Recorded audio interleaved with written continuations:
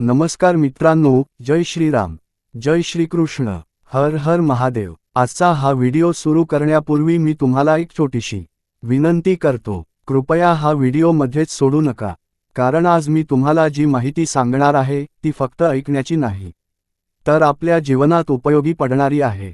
अनेक वेळा आपण देवाची पूजा करतो, व्रत करतो, मंदिरात जातो, दानधर्म करतो, पण तरीही मनासारखी फळं मिळत नाहीत। याचं कारण काय असू शकतं? कदाचित आपल्या हातून नकळत एखादी चूक होत असेल, किंवा शास्त्रात सांगितलेली एखादी महत्त्वाची गोष्ट आपल्याला माहितीच नसेल। म्हणूनच आजचा हा व्हिडिओ शेवटपर्यंत नक्की पहा, कारण शेवटी मी अशी एक महत्त्वाची गोष्ट सांगणार आहे जी अनेक लोकांना माहिती नसते, आणि ती माहिती तुमच्या आयुष्यात सकारात्मक बदल घडवू शकते। जर तुम्ही देवावर श्रद्धा ठेवत असाल, आपल्या कुटुंबाचं सुख, आरोग्य, समृद्धी आणि घरातील शांतता टिकून राहावी अशी मनापासून इच्छा असेल, तर हा व्हिडिओ पूर्ण पहा। आणखी एक छोटी विनंती, जर तुम्ही आमच्या चॅनलवर पहिल्यांदाच आला असाल तर चॅनलला सबस्क्राईब करा आणि बाजूची बेल आयकॉन दाबा, कारण आम्ही दररोज धर्म, अध्यात्म, पूजा, विधी, व्रत, सण, उत्सव आणि शास्त्रात सांगितलेल्या महत्त्वाच्या गोष्टी सोप्या भाषेत तुमच्यापर्यंत पोहोचवत असतो। चला तर मग कोणताही वेळ न दवडता आजच्या अत्यंत महत्त्वाच्या विषयाची सुरुवात करूया, आणि शेवटपर्यंत नक्की पहा, कारण शेवटची माहिती चुकली तर आजच्या व्हिडिओचा सर्वात महत्त्वाचा भाग तुमच्याकडून राहून जाईल। चातुर्मासाची सुरुवात होताच शुभ कार्यांना ब्रेक? जाणून घ्या धार्मिक कारण। काही पंचांगांमध्ये तिथीच्या गणनेनुसार 21 नोव्हेंबर 2026 ही समाप्तीची तारीख दिली जाते। त्यामुळे आपल्या घरच्या किंवा स्थानिक पंचांगानुसार तारखेत थोडा फरक असू शकतो। चातुर्मास हा हिंदू धर्मातील अत्यंत पवित्र आणि धार्मिकदृष्ट्या महत्त्वाचा 4 महिन्यांचा कालावधी मानला जातो।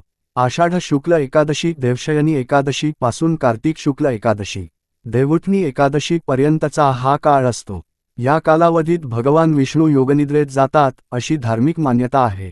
चातुर्मासात उपवास, जप, तप, दानधर्म, संतवाङ्मयाचे वाचन, नामस्मरण आणि सात्विक जीवनशैली यांना विशेष महत्त्व दिले जाते। अनेक भक्त या काळात काही पदार्थांचा त्याग करतात किंवा एखादे व्रत पाळतात।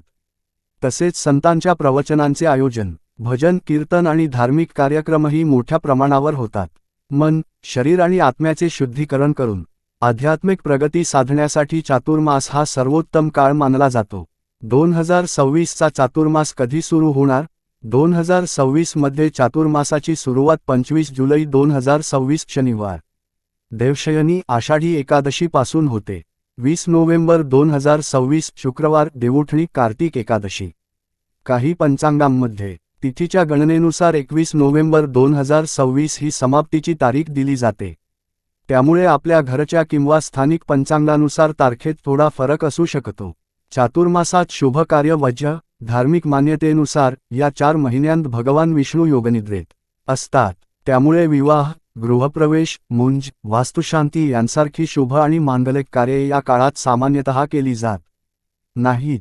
या कालावधीत भक्तांनी आध्यात्मिक साधना, दानधर्म, नामस्मरण, संतवाङ्मयाचे वाचन आणि सात्विक आचरण यावर भर द्यावा अशी परंपरा आहे। चातुर्मास संपल्यानंतर देवउठणी एकादशीपासून पुन्हा शुभ कार्यांना प्रारंभ केला जातो। चातुर्मासात या मंत्र स्तोत्राचे पठण करा। चातुर्मास हा जप, तप, उपवास आणि ईश्वरभक्तीचा विशेष काळ मानला जातो। या काळात भगवान विष्णू, श्रीकृष्ण, शिव आणि देवीच्या मंत्रांचा जप करण्यास विशेष महत्त्व दिले जाते। विशेषतः ओम नमो भगवते वासुदेवाय, ओम नमो नारायणाय, श्री विष्णवे नमः या विष्णू मंत्रांचा जप अत्यंत शुभ मानला जातो। तसेच विष्णू सहस्रनाम, रामरक्षा स्तोत्र, श्रीराम जय राम जय जय राम हा तारक मंत्र आणि हरे राम हरे कृष्ण महामंत्राचे नामस्मरणही मोठ्या श्रद्धेने केले जाते। धार्मिक मान्यतेनुसार चातुर्मासात श्रद्धेने मंत्रजप, दान आणि सात्विक आचरण केल्याने मनःशांती लाभते, पापांचा क्षय होतो आणि भगवान विष्णूची विशेष कृपा प्राप्त होते।